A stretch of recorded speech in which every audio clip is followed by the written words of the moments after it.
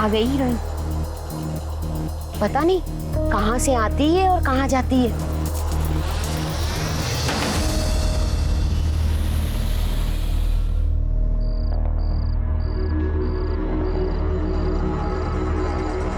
ये इतनी रात को कहाँ से आ रही है?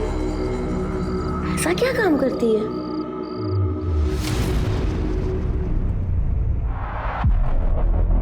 अरे आजकल दिखाई नहीं देती हो, कहाँ रहती हो? वो काम से थोड़ा बाहर गए थे।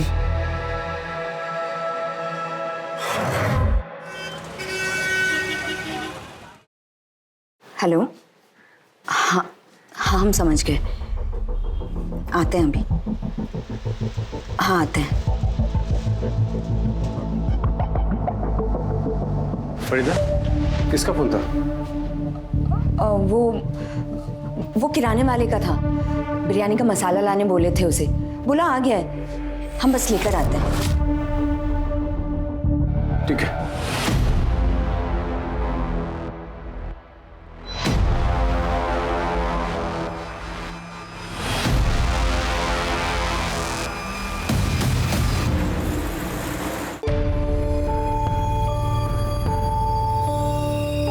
अरे बाहर जा रही हो क्या काम से? फिर सुनना, ये वही आदमी है ना जो इसको लेने और छोड़ने आता है? नवरा है क्या तिचा? अरे पति होता तो साथ में नहीं रहता क्या? पता नहीं क्या है, शहर से बाहर जाना तो एक बहाना है। करती होगी।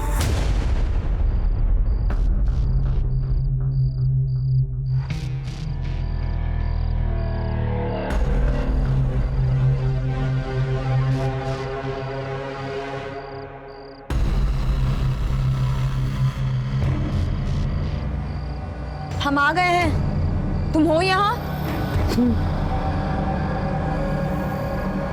ये लो, अपना ख्याल रखना। खुदा हाफिज।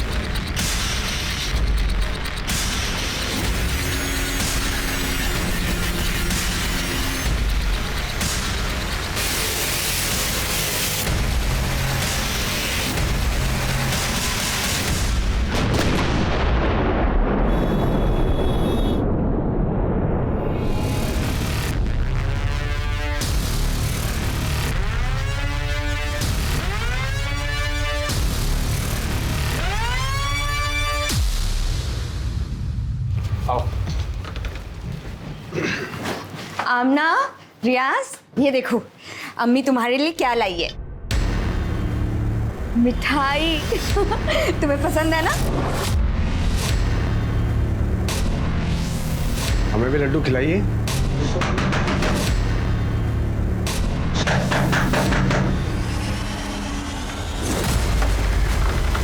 सर। फरीदा खातून। जी हाँ, मैं Farida. You're under arrest. Sir क्या किया इन्होंने? सर आपको कोई गलतफहमी हुई है सर? किस जुर्म में आप गिरफ्तार कर रहे हैं सर? कल जो बॉम्ब ब्लास्ट हुए हैं उसमें ये प्राइम सस्पेक्ट है। हमारे पास पक्की खबर है कि फरीदा खातून एक्टिविटीज में इन्वॉल्व है। चाहिए बिल्कुल गलत है। ऐसा मत रुकिए सर, देखिए हमारी बात सुनिए, ऐसा मत कीजिए सर। सुनना है कोर्ट में सुनेंगे। चलो आप ऐसा नहीं कर सकते सर, ऐसा नहीं कर सकता।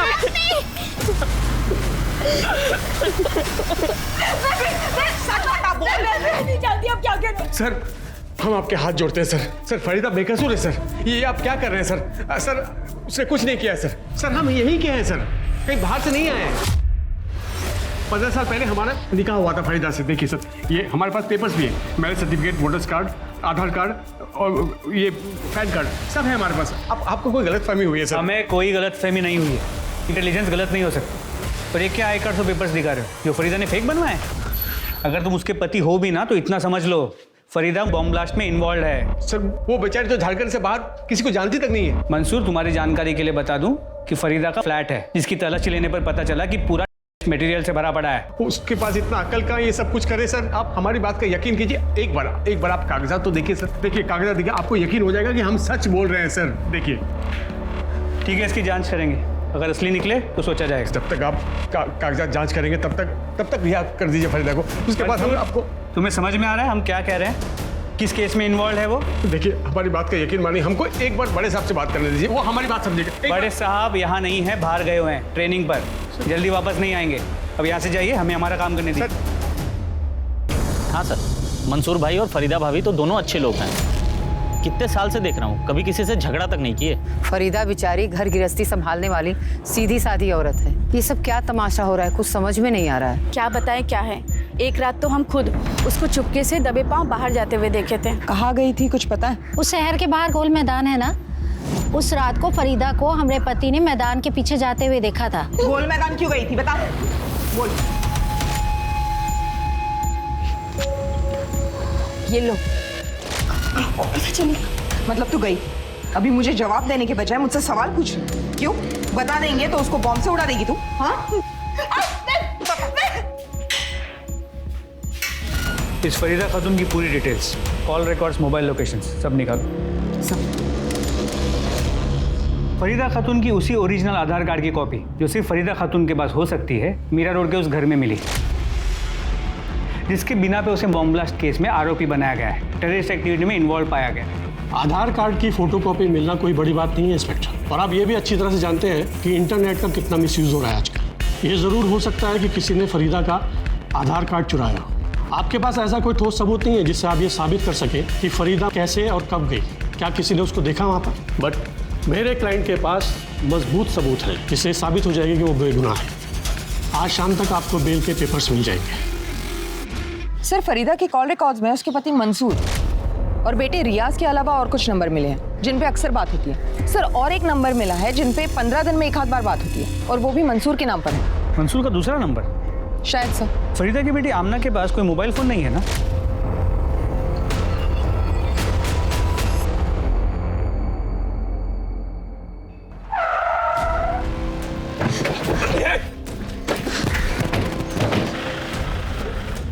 कौन हो आप लोग? हमें जाने दो। अकड़ता देखो, हमको अटका रही है। सर, फरीदा की मोबाइल लोकेशन से ज्यादा कुछ हाथ नहीं लगा है, क्योंकि उसका लोकेशन अक्सर उसके घर का या उसके आसपास के एरिया का था। शायद एक आध बार शहर के बाहर गई हो, लेकिन वो भी गोल मैदान जैसी जगह पर। और ऐसी जगह जाना कोई अजीब बात है नहीं, क्योंकि मार्केट, स्कूल सब वही है। हो सकता है फरीदा ने जानबूझकर ऐसी जगह सिलेक्ट की हो जिस पे कोई शक ना करे। हो सकता है ये सब कुछ उसके ट्रेनिंग का हिस्सा हो। बाहर निकालो, चलो। फरीदा, दरवाजा खोलो फरीदा, दरवाजा खोलो फरीदा। क्या कर रही हो फरीदा? दरवाजा खोलो।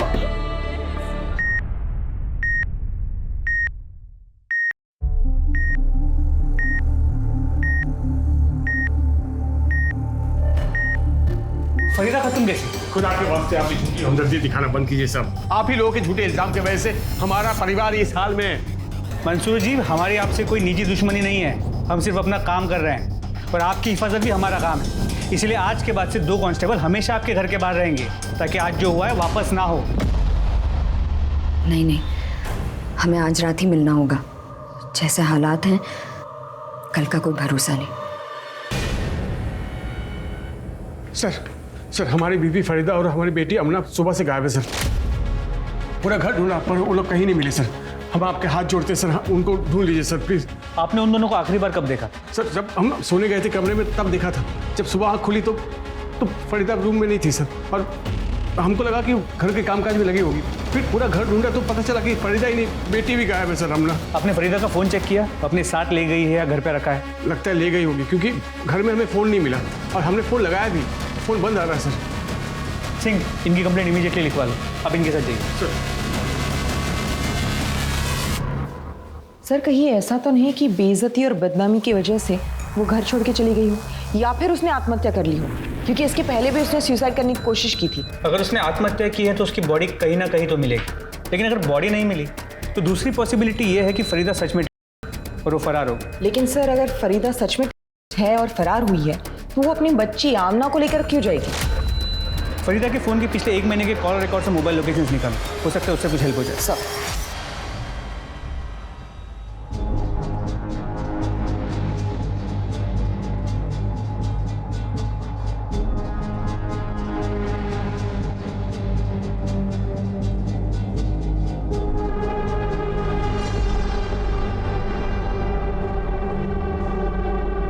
सर ना तो फरीदा और आमना को किसी ने देखा है और ना ही दोनों के डिस्क्रिप्शन जैसे डेड बॉडी किसी को मिली है। तो फरीदा रातों रात गायब कहाँ हो सकती है? कहीं फरीदा ने बॉर्डर तो पार नहीं कर लिया?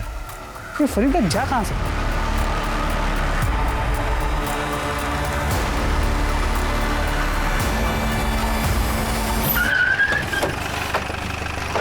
Welcome back sir. ट्रेनिंग कैसी रही?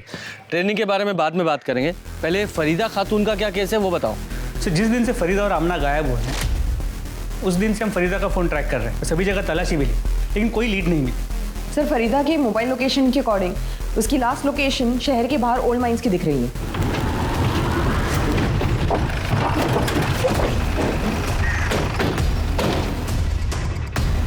यहाँ से क्या लीड मिलेगी?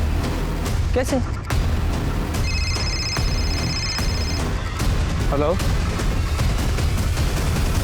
कहाँ पर? ठीक है हम आते हैं। सर यहाँ से कुछ ही दूरी पे एक बच्ची की डेड बॉडी मिली है। आमना? सर ये तो आमना है। लगता है चाकू से मारा गया है। सिंह, आसपास मर्डर वेपन चेक करो। सर। पूजा,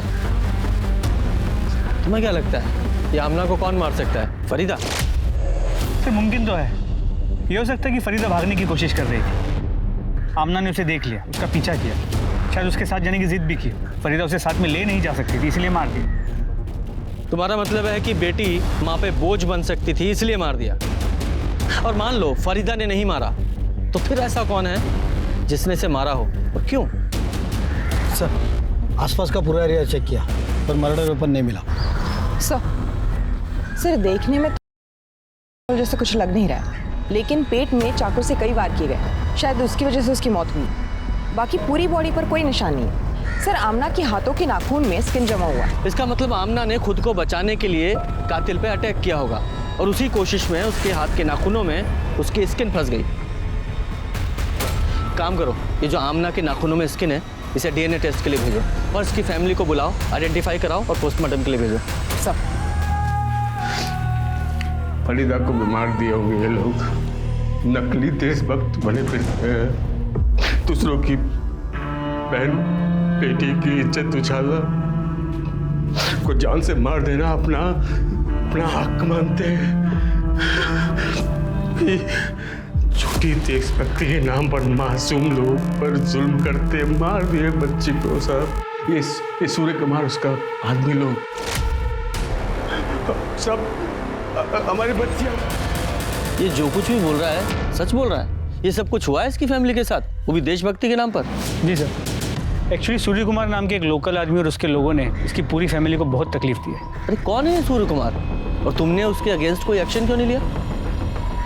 इस सूर्य कुमार को उठाओ, आज ही इसका सूर्यास्त करते हैं। देखिए हम अपना पर्सनल स्वार्थ के लिए कुछ नहीं किए, हम जो भी किए देश के लिए किए। अपनी गिरी हुई हरकतों और सड़ी हुई सोच को देशभक्ति के नाम पे मत छुपा। कानून हाथ में लेता है अपने। है कौन तू? कौन है? हे दरोगा, देखो हम बोल दे रहे हैं, हम पर हाथ मत उठाना वरना। उठाया हाथ, अभी लात भी चलेंगी और डंडे भी। क्या करेगा तू? क्या करेगा? क्यों मुंह काला करेगा उस बच्ची की तरह? रियाज की तरह सर फोड़ेगा? फरीदा की तरह बेइज्जत करेगा? क्या करेगा?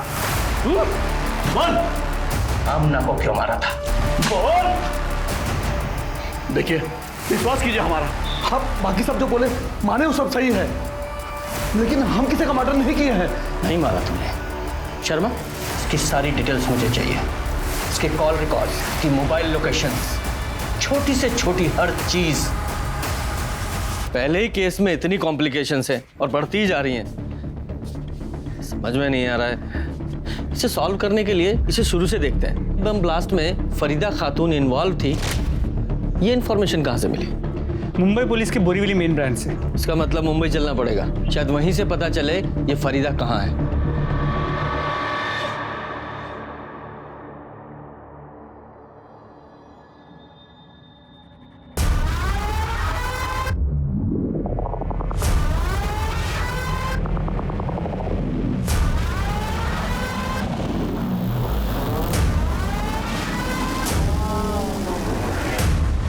बॉम्ब ब्लास्ट 10 तारीख को शाम को 4 बजे हुआ। उसी रात एक गुमनाम आदमी ने हमारे कंट्रोल रूम को फोन करके ये बताया कि मीरा रोड के गणेश नगर में एक औरत रहती है जो इस बॉम्ब ब्लास्ट में इन्वॉल्व है। हम फौरन वहां पहुंचे, देखा तो दरवाजा बंद था। दरवाजा तोड़कर जब हम अंदर पहुंचे तो देखा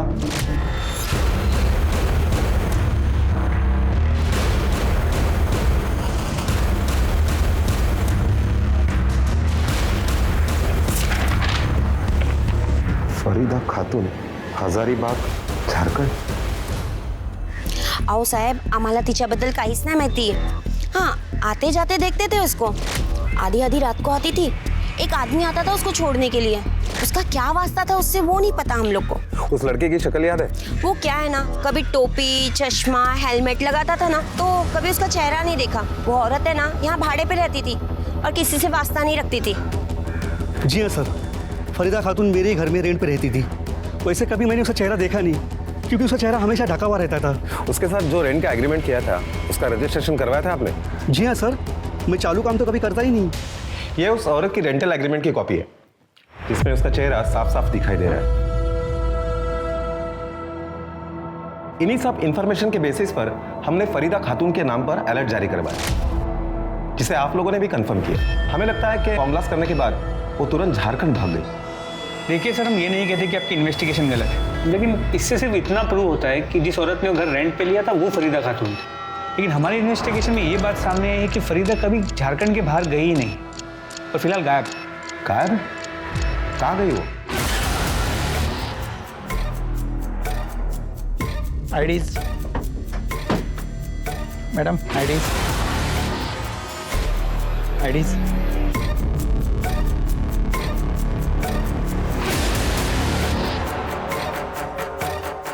मैडम आईडीज, आपके आईडीज दिखाइए।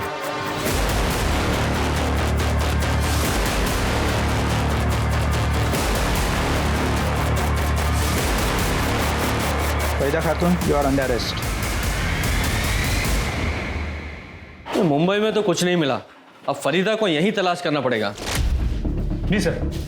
और सर, आमना की पोस्टमार्टम रिपोर्ट से ये पता चला है आमना की मौत 14 अक्टूबर की रात 12:30 से 3 बजे के बीच एक्सेसिव ब्लीडिंग की वजह से हुई। सर, ब्लीडिंग की वजह वो मल्टीपल स्टैबिंग के वुंड्स ही है। जिस रात फरीदा और आमना गायब हुई उसी रात आमना का मर्डर हो गया। ये आमना के नाखूनों में फंसी जो स्किन थी उसकी डीएनए रिपोर्ट आई? सर, अब तक नहीं, लेकिन जल्दी आ जाएगी। ये आमना की तो डेड बॉडी मिल गई, लेकिन फरीदा कहाँ है ये नहीं मिल रही है। सर फरीदा पकड़ी गई है, टीवी पे लाइव दिखा रहे हैं।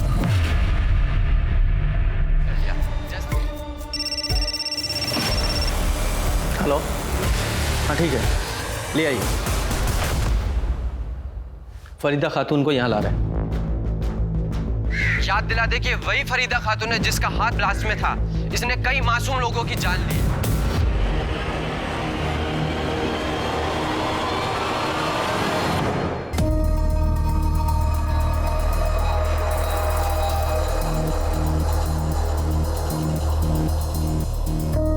तुम कौन हो? तुम तो फरीदा खातून नहीं हो। सर, यही बात तो मैं कब से इन लोगों को बताने की कोशिश कर रही हूँ, पर कोई मेरी बात सुन ही नहीं रहा है। सर, मेरा नाम रेशमा थापा है और मैं नेपाल की सिटीजन हूँ। मीरा रोड मुंबई से मैं अपनी कंट्री नेपाल वापस जा रही थी जब उन लोगों ने मुझे पकड़ लिया। एक मिनट, तुम वही लड़की हो ना जो मुंबई के मीरा रोड में गणेश नगर में रेंट पे रहती थी? जी सर। लेकिन जब तुम्हारे पास खुद की आइडेंटिटी है तो फिर तुमने फरीदा खातून के नाम पर वहाँ घर रेंट पर क्यों लिया? सर, 6 साल पहले मैं नेपाल से मुंबई आई थी, यही सोचकर कि फिल्म इंडस्ट्री की नई सुपरस्टार बनूंगी। फिर सर मेरे ओरिजिनल डॉक्यूमेंट्स चोरी हो गए और बिना अपने डॉक्यूमेंट्स के किसी दूसरे देश में रहना मुश्किल था। पर मैं बिना कुछ बने, बिना कुछ किए वापस नहीं जाना चाहती थी। इसीलिए मैं अपने ओरिजिनल डॉक्यूमेंट्स की रिपोर्ट लिखवाने के लिए पुलिस स्टेशन गई, जहां मैं मिलिंद धोत्रे से मिली। सर, उसने मुझे मिलने के लिए होटल में बुलाया। रेशमा, तुम टेंशन क्यों ले रही हो? मैंने कहा ना, बी कंफर्टेबल। और सर, ये पहली बार था जब उसने मुझे मदद करने के बहाने से बुलाया और मेरी ड्रिंक में कुछ मिला के मुझे बेहोश कर दिया और मेरी बेहोशी का फायदा उठा किया। और सर, उसकी वीडियो बनाई और बाद में मुझे ब्लैकमेल करता रहा और फिर ये सिलसिला चलता रहा। उसका जब मन करता, जहां मन करता, वो मुझे बुलाता था। सर, उसी ने मुझे फरीदा खातून नाम की एक लेडी का आधार कार्ड दिया। उस पर फोटो मेरी लगी थी सर। उसी आधार कार्ड के बेस पे वो मुझे रेंट पे घर दिलाया करता था। सर मुझे अपनी असली आइडेंटिटी छुपानी पड़ती थी, इसीलिए मैं हमेशा किसी से बातचीत नहीं करती थी। फिर सर 2 महीने पहले मुझे पता चला कि मैं प्रेग्नेंट हूँ। सर मैंने बहुत कोशिश की उसे मनाने की मुझसे शादी कर ले, और सर मैंने उसे धमकाया भी कि अगर वो मुझसे शादी नहीं करेगा तो ये मैं साबित कर दूंगी कि ये बच्चा उसी का है। फिर सर मैंने सोचा कि वो तो खुद एक पुलिस वाला है जो मेरी नकली आइडेंटिटी बना सकता है, तो वो कुछ भी कर सकता है। इसीलिए मैंने डिसाइड किया 5 तारीख को सुबह 6:30 बजे मैं घर से निकल गई। सर हाईवे से मैंने पहली बस ली जो नासिक जा रही थी, फिर वहाँ से दूसरी, फिर तीसरी। सर इन सब में मेरे सारे पैसे खर्च हो गए। फिर मैंने अपनी ज्वेलरी बेच दी। तो सर मैंने डिसाइड कर लिया कि मैं नेपाल चली जाऊंगी। कम से कम वहाँ मेरी फैमिली तो है जो मुझे और मेरे बच्चे को देख सकती है। सर मैं वहीं जा रही थी। जब उन लोगों ने मुझसे आईडी प्रूफ मांगा तो सर मैंने फरीदा खातून का आधार कार्ड दिखा दिया, और सर उन लोगों ने मुझे डैडी समझ के पकड़ लिया। तुम्हें पता है जिस दिन तुम मुंबई से भागी थी, यानी कि 5 अक्टूबर को, उसी दिन बॉम्ब ब्लास्ट हुआ था? नहीं सर, मुझे इन सब के बारे में कुछ नहीं पता। अभी जो कुछ भी तुमने बताया है अगर वो सच है तो मिलिंद धोत्रे अब तुम्हें कभी परेशान नहीं करेगा। सर आपको गलत इंफॉर्मेशन मिली है, मैंने कुछ नहीं किया है। एक डीएनए रिपोर्ट ये साबित कर देगी कि रेशमा के पेट में जो बच्चा है ना वो तेरा है, और फिर तेरी सारी कहानी खत्म। बता सच्चाई क्या है? इसे नहीं मानेगा। सर वो रेशमा सही बोल रही है। मैंने नशे की दवाई उसको शराब में मिला के पिलाई थी। सर मैंने उसको फरीदा खातून के नाम से अलग अलग जगह पे भी रखा था। सब कुछ ठीक चल रहा था सर, फिर वो शादी की रट लगाने लगी। अभी मैं अपने बीवी बच्चों को कैसे छोड़ सकता हूँ सर? इतना वफादार है तू? आगे बोल। वो 5 तारीख को जो बॉम्ब ब्लास्ट हुआ था ना, तो मुझे आइडिया आया कि मैं रेशमा को उसमें फंसा दूंगा। इसके लिए उसके घर में गया और टेरर सेल एक्टिविटी में जो पैम्पलेट्स हम लोग को मिले थे वो मैंने उसके घर में फैला दिया। सर मेरे को मालूम नहीं था कि वो सुबह ही जा चुकी है। मुझे लगा बेडरूम में सो रही है। उसके बाद मैंने पुलिस को गुमनाम कॉल किया। मुझे लगा सर कि वो एक बार बॉम्ब ब्लास्ट के केस में अंदर जाएगी तो ज़िंदगी भर प्रूफ नहीं कर पाएगी कि वो टेररिस्ट नहीं है। धोत्रे अब तू जिंदगी भर कुछ प्रूव नहीं कर पाएगा। मोरे चार्जशीट बनवाया चाहिए। सर सुनिए साहब, आप जो औरत को बॉर्डर से लाए हो वो फरीदा खातून नहीं है, वो कोई और है। लेकिन तुम्हें कैसे पता? उसकी शक्ल तो हमने कहीं दिखाई नहीं है। क्योंकि फरीदा खातून पिछले 2 दिन से हमारे पास थी, हम उनको पहचानते हैं और पोस्टर भी देखे हमने। थी मतलब? अब कहाँ है? मालूम नहीं साहब, शहर के बाहर हमारा चाय का ठेला है। कुछ दिन पहले एक आदमी आया था, उसने कहा यहीं पास में खाना बना कर दे सकते हो? हमने कहा हाँ। उसने कहा कि दरवाज़ा बंद रहेगा, औरत को खाना देकर दरवाज़ा बंद करके जाना। लेकिन जब हम वहाँ पहुँचे तो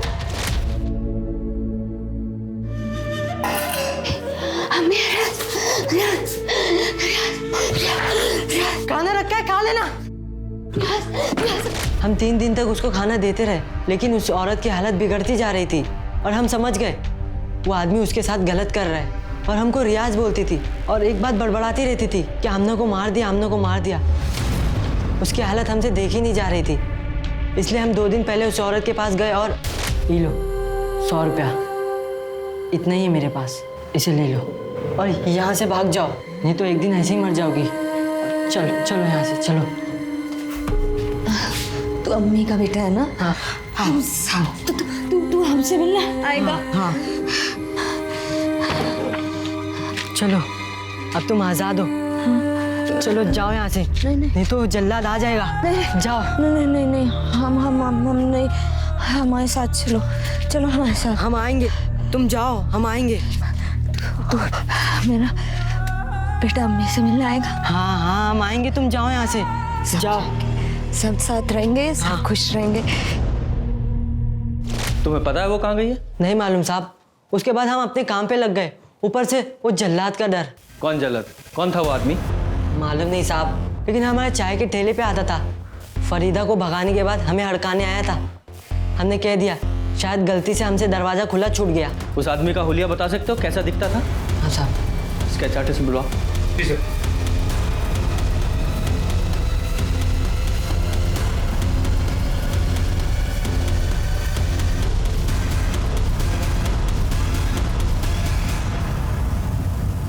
पक्का यही आदमी था? हाँ साहब, यही था। और माथे पे एक लाल टीका भी था।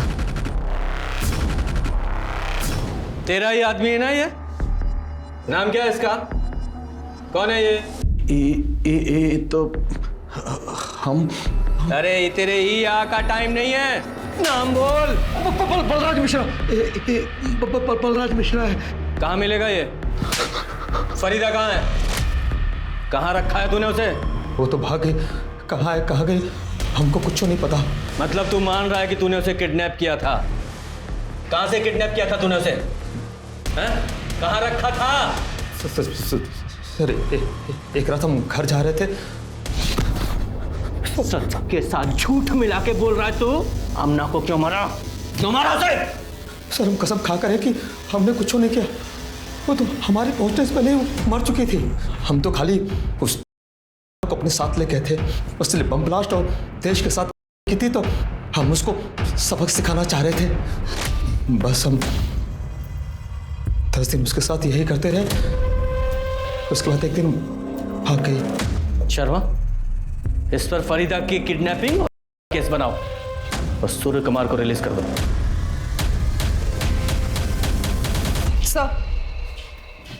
सर एक इंफॉर्मेशन मिली है, मंसूर के घर में उसके साथ कोई और औरत रह रही है।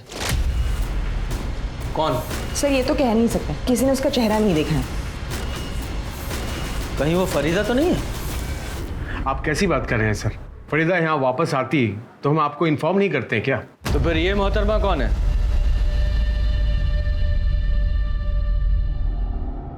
सर ये हमारी पहली बीवी जीनत है।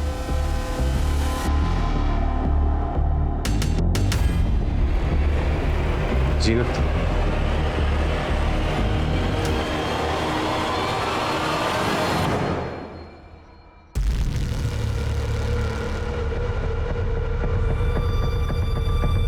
सर 15 साल पहले हम जीनत को तलाक दे दिए थे क्योंकि ये कंसीव नहीं कर सकती थी और हमें अपनी औलाद चाहिए थी, इसलिए हमने फरीदा से निकाह कर लिया।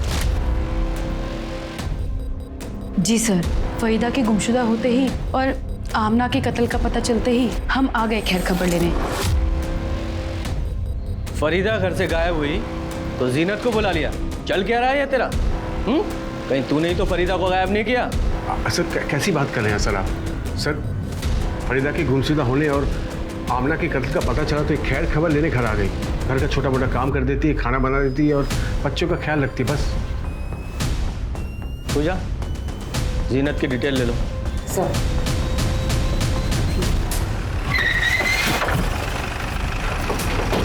सर चाकू से पेट पे अनगिनत वार किए गए। जिसने भी फरीदा को मारा है उसने ये कंफर्म किया कि वो बचेगी नहीं। सर इस तरफ इसका मर्डर भी ठीक उसी तरह हुआ है जिस तरह से आमना का। ये दमयंती है, मंदिर के बाहर भीख मांग के अपना गुजारा करती है। सबका कहना यह है कि फरीदा सिर्फ इनके साथ ही बात करती थी। फरीदा के बारे में आप कुछ बता सकती हैं? ये कुछ दिन पहले ही यहाँ आई थी, मंदिर की सीढ़ियों पर बैठकर भीख मांगा करती थी। साहब यहाँ के लोकल गुंडे हैं ना, उसको उतना ही पैसा रहने देते थे कि वो पेट भर के खा सके। कभी कुछ नहीं बोलती थी साहब, बस खामोश रहा करती थी। कभी कभी बड़बड़ाती रहती थी कि आमला को मार डाला, आमला को मार डाला। वो रियाज को याद करती रहती थी। हमने पूछा भी, 2 दिन पहले अचानक उसने कहा कि मुझे फोन करना है। किसको फोन किया था उसने?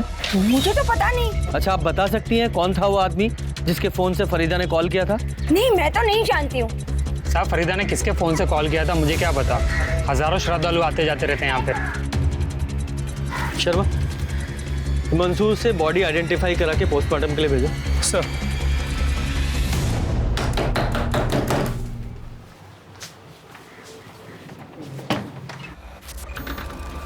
सर आप फरीदा के कातिल का कुछ पता चला सर? उसी सिलसिले में यहाँ आए हैं, तुमसे ही बात करनी है। 22 तारीख की रात 12:30 बजे तुम्हारे फोन की लोकेशन वही थी, राम मंदिर के पास। जहां फरीदा का मर्डर हुआ। फरीदा जिस दिन घर छोड़कर निकली थी उसने आखिरी कॉल तुम्हें किया था। और सबूत नंबर 3, ये डीएनए रिपोर्ट, उसमें आमना के नाखूनों में फंसी हुई स्किन और फरीदा के हाथों में जो बाल थे वो एक ही औरत के थे, तुम्हारे। बोलो, बताओ पूरी कहानी। फरीदा बहुत अच्छी इंसान थी। मंसूर के छोड़ने के बाद हमारा साथ दिया करती थी। ये लो, पैसे से हमारी मदद किया करती थी। हमारे पास कमाने का तो कोई रास्ता था ही नहीं। फिर जब वो बताई गई तो जेल गई। हम तो सपने सजाने लगे थे कि फरीदा अगर मंसूर की ज़िंदगी से निकल जाएगी तो वो हमें अपनी ज़िंदगी में वापस बुला लेंगे। फिर पता चला कि फरीदा खुदकुशी करने में नाकाम हो गई है। एक रात उसका फ़ोन आया कि आज ही उससे मिलना होगा।